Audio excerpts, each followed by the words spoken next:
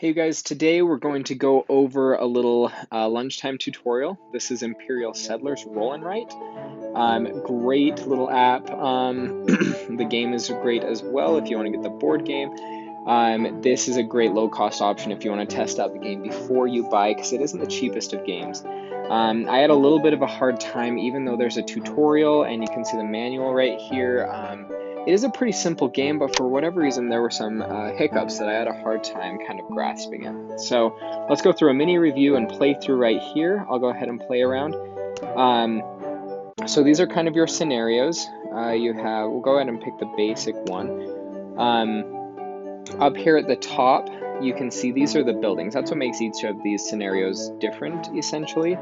And these are buildings that you can build in your settlement. They'll give you different abilities. So this one is gain 1 apple at the start of each round. Notice the 1 is in purple. You probably can't see it great there. Let's pick a different one that has a number. Here we go. Nope, not that one. They all start at 1s.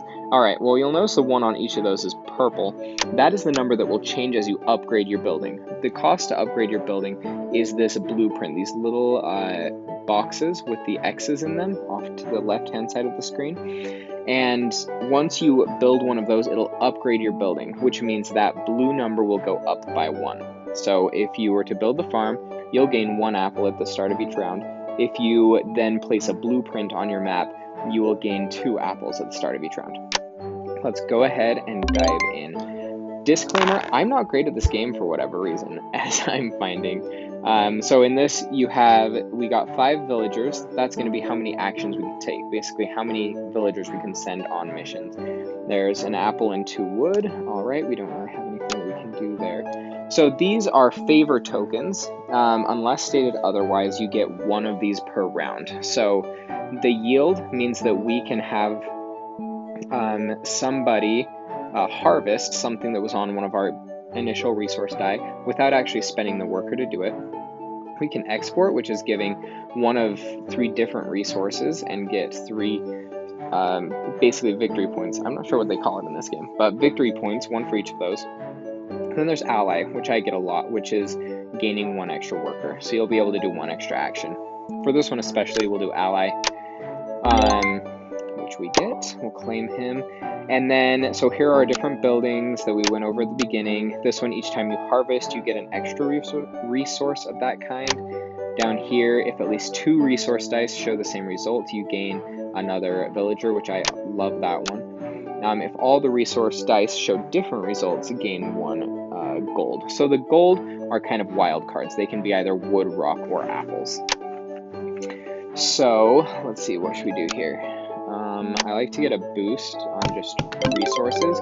So I'm going to spend 3 workers so that now at the beginning of each round, starting next time, I'll gain 1 apple. I have 3 other villagers that I can send, so I'll do 1 here. So this is an interesting thing.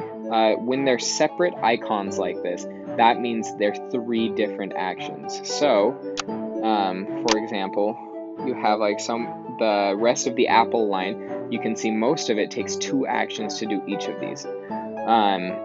We'll go through the anatomy of one of these tiles. Upper left-hand corner is the number of stars that you'll get. Upper right is just that you get stars. And then the symbols in the middle are how many of them it'll cost. So if I build this, I won't be able to get all the way there because I only have 2 villagers left. But I'll go ahead and click on this. You can see it got rid of the one, like the wood icon, which is just generic building. It doesn't take any resources. And it got rid of 1 of my apples. And now that we have no more villagers, there's not really anything that we can do. So we'll move on. Maybe. Alright, next round. 4, a wood, and 2 apples. Great. Rolling in the wood and apples. I can go ahead and take an ally again because I don't even know if I'll get to yield this round. So down here at the bottom, you can see our 4 different, these are called fields. You can see the bridges that lead to these fields are broken right now. The little brackets above these bridges will show which ones you need to fulfill to open up a field. So I'm going to go ahead and open up one of my fields by building this one right here. I get the 1 victory point, and then you can see my field is open. Now I can send my villagers down there to collect wood, apples, or rocks. And the fields get better as you go along. But for now, I'm going to show you getting an additional, to placing a blueprint. So I'm going to give my my villager out and, and finish that one. So now I have a spot for this blueprint. If I drag this blueprint into place, now my building, it doesn't show it right now because it doesn't go into effect until the beginning of next turn. But beginning of next turn, I will be able to, I'll get 2 apples at the beginning of each round. Now I am going to go ahead and build one generic there, the wood. I really want this one so I can get more actions in a turn. And then I'll go ahead and put 1 toward my apples because those take a while.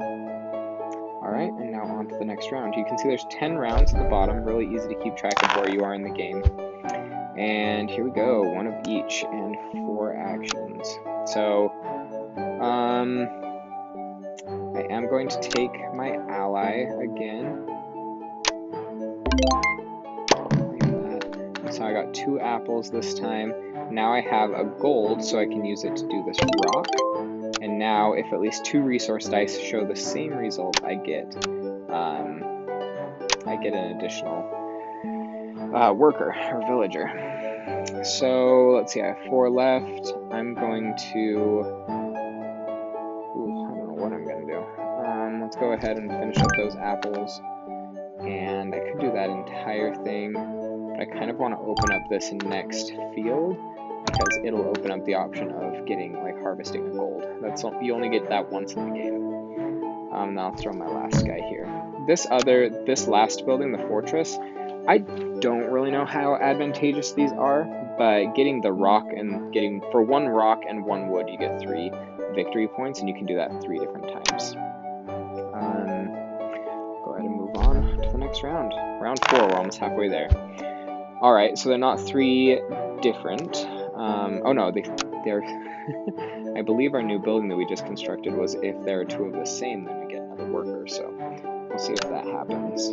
So we got the 1 for our ally, our favor token, and then you can see we got 1 more for this guy. I love that building. So, I want to kind of carve out a spot for another blueprint of this building sometime. Just not sure where I should do it. Let's see, we're getting apples each round, so maybe I'll plan it out down here. I can actually get all the way there. Oh no, I can't. So I can harvest an apple. Let's see, we'll harvest this one. So that I have enough for that. And then I can actually place my blueprint there. So now, if there are at least 2 resources of the same, then I'll get 2 villagers at the beginning of each round. Let's go ahead and I do like this one, so I'm going to use my last one there. I love it when I use up all my villagers and all my resources. It makes me feel like I've had a good turn. That's accurate, but nothing carries over from round to round. You start over at the beginning of each. So I got 3 different ones, which is unfortunate. We don't get our extra workers, so I'm going to grab my ally favor token. Got my 2 apples. And now, let's see. I wonder if I should just abandon rock and wood on this track and instead go for these. It's probably a better rate, and we're halfway through. Let's go ahead and spend on here. So now each time we'll harvest, we'll gain an additional 1. Remember, it doesn't take effect until the beginning of your next turn, which is really unfortunate. But I'm going to go there, and I'll go ahead and use my last 2 to get rid of those apples. So you can see in these later, the far right-hand side of kind of these resources track, what you're paying for. I guess you're technically clearing land. They get more and more valuable over there. So on the far right, you can see getting 3 apples in that slot is worth 4 victory points instead of most of them are just 1. Man, no matching ones again. This is not panning out for us. I'm actually going to yield because we have a variety of resources and we can activate our yield to harvest the gold, and this time we'll get an additional for doing that. So that gave us 2 wilds, and with the yield we didn't even have to spend a worker to do it. So let's go ahead and there.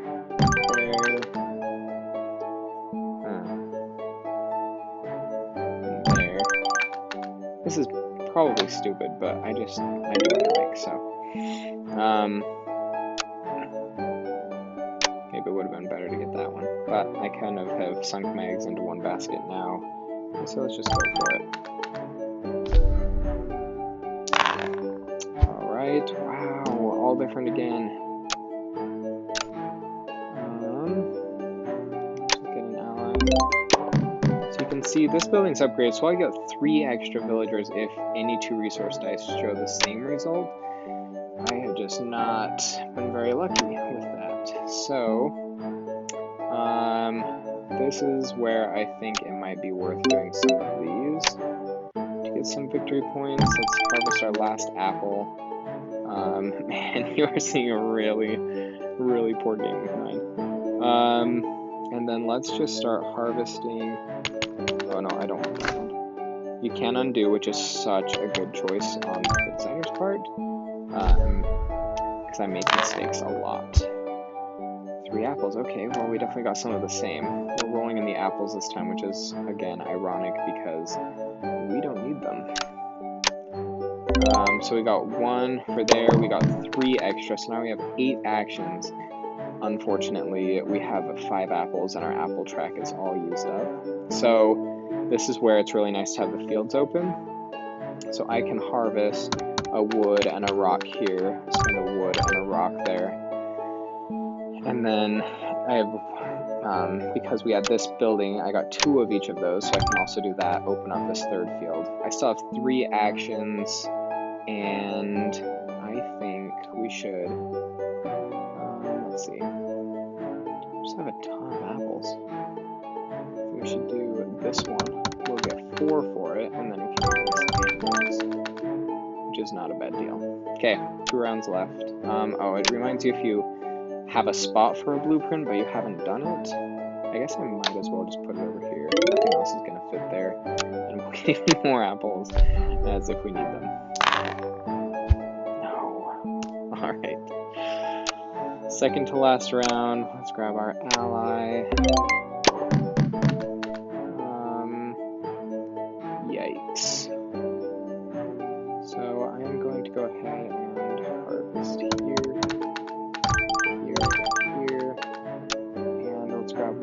Rocks. We'll definitely be able to get a wood at some point next time, but that's all we can do. Last round here, and I'm embarrassed that you've seen this game of mine because it's not great. Alright. We do have 7 villagers to work with. Let's go ahead, make sure we get our wood there. We can actually do our rock and our wood again, and we'll be left with 4 villagers, which is actually one of the better things we can do. Let's harvest some wood. Harvest some more wood.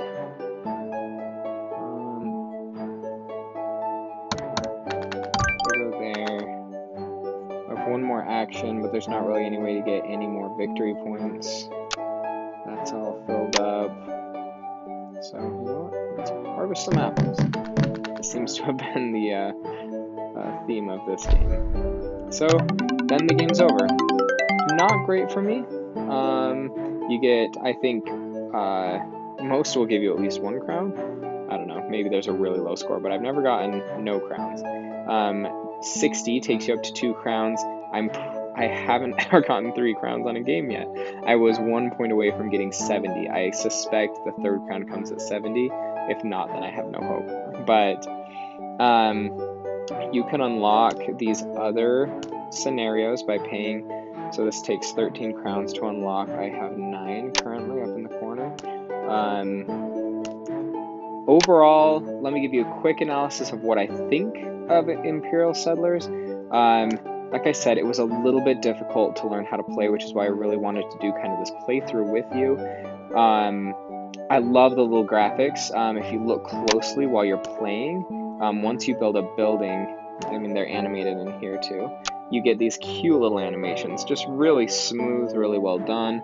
It doesn't seem to be a huge drain on your battery and stuff, and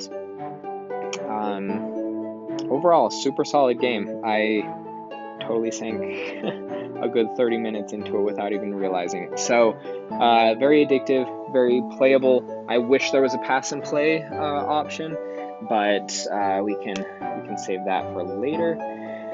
Oh, I should actually do instant dice rolling. That sounds nice.